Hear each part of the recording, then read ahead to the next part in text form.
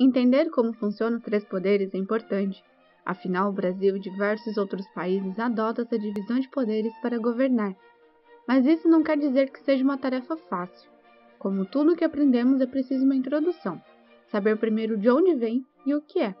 E é exatamente isso que vamos discutir nesse vídeo sobre a separação dos poderes. Os três poderes são nada menos do que um equilíbrio, um contrapeso dos poderes que impedem que todo o poder fique concentrado na mão de uma única pessoa, ou de um grupo. Lembra daquela frase do rei Luís XIV da França, o Estado sou eu? Os três poderes são basicamente o oposto disso. Eles existem para evitar que o acúmulo do poder aconteça. A ideia da divisão dos poderes é mais antiga do que se imagina, e remonta até Aristóteles na Grécia Antiga, como é possível ver na sua obra Política. Aristóteles desenvolveu uma teoria de formas de governo, que eram divididas de forma qualitativa e quantitativamente, ou seja, entre boas e ruins e pelo número de governantes. A divisão contava com os seguintes critérios: governo de um só, governo de poucos e governo de muitos, e também as formas ideais e corrompidas. De acordo com Aristóteles, o governo de um só ideal era monarquia, enquanto o governo corrompido era tirania. O governo de poucos ideal era aristocracia, enquanto o governo corrompido era oligarquia. Já o governo de muitos ideal era república, ou politeia, e o governo corrompido era democracia. Para Aristóteles, o governo é o exercício do poder supremo do Estado, tendo todo o governo três poderes: o deliberativo, as magistraturas governamentais e a ordem judiciária. Aqui o poder deliberativo corresponde ao legislativo, e a Assembleia tinha competência sobre a paz e a guerra, realizar alianças ou rompê-las e fazer as leis ou suprimi-las. O segundo poder compreende todas as magistraturas ou poderes constituídos, isto é, aqueles de que o Estado precisa para agir, e corresponde ao poder executivo. Ele era exercido por magistrados governamentais, mas somente os que participassem do poder político é que deveriam ser chamados assim. Algumas das funções que eram encarregadas a esses magistrados eram administrador dos edifícios públicos e privados, construções e conservação das ruas. O terceiro poder abrange os cargos de jurisdição e corresponde ao judiciário. Algumas funções desse poder eram a apresentação das contas e exame da conduta dos magistrados e os crimes do Estado ou atentados contra a Constituição. No entanto, Aristóteles não instituiu uma separação clara entre esses poderes. E como a história nos mostra, esse estudo não influenciou suficientemente os governantes que vieram depois, pois a era depois de Aristóteles ainda foi marcada por monarcas déspotas e tiranos.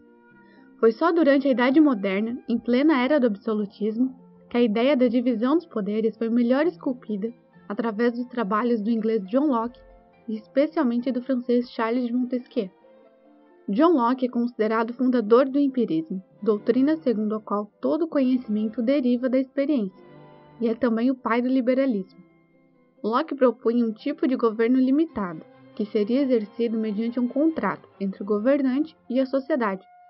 Esse contrato seria a Constituição, possibilitando assim um governo constitucional. E o governante poderia ser destituído a qualquer tempo pelo povo. Esse era um dos aspectos marcantes da doutrina de Locke.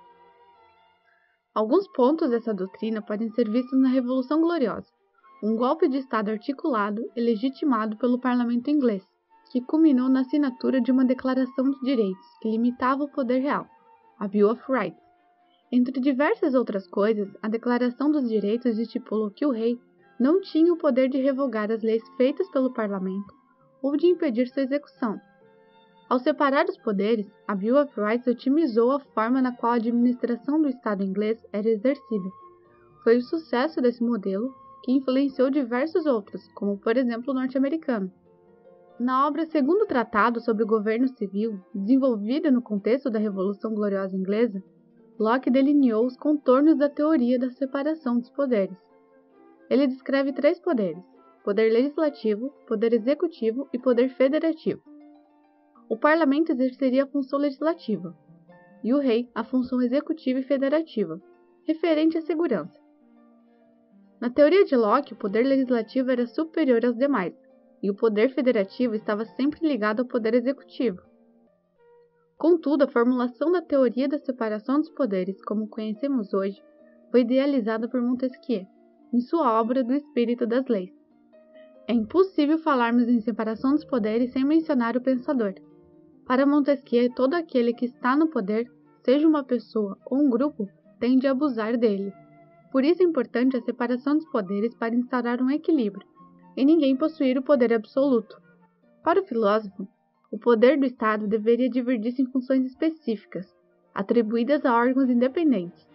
Assim, o poder era limitado pelo próprio poder, de forma que não seria mais absoluto. De acordo com a visão de Montesquieu, existem 3 poderes: o poder legislativo, o poder executivo do Estado e o poder de julgar, ou judiciário. Como mostra na obra do Espírito das Leis, por meio do poder legislativo, o príncipe ou o magistrado cria, altera ou até mesmo anula as leis. Essas leis podem ser temporárias ou permanentes. Ao parlamento era atribuída uma função privilegiada, já que ele era responsável por legislar e editar normas gerais e abstratas em nome do povo. Já o poder executivo do Estado, ele faz a paz ou a guerra, envia ou recebe embaixadas, instaura segurança e previne invasões. Ele é responsável pela administração do Estado. E pelo poder de julgar, como o próprio nome nos diz, julgam-se os desentendimentos e também punem-se os crimes.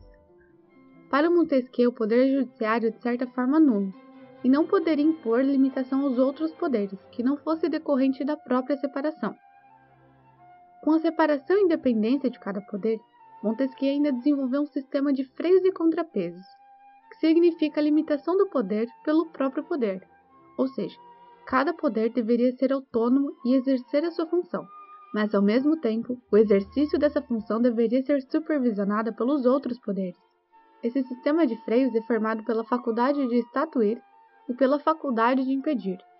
A faculdade de estatuir pode ser interpretada como o poder de ordenar ou então corrigir o que foi ordenado por outro, e a faculdade de impedir seria anular uma resolução tomada por outro.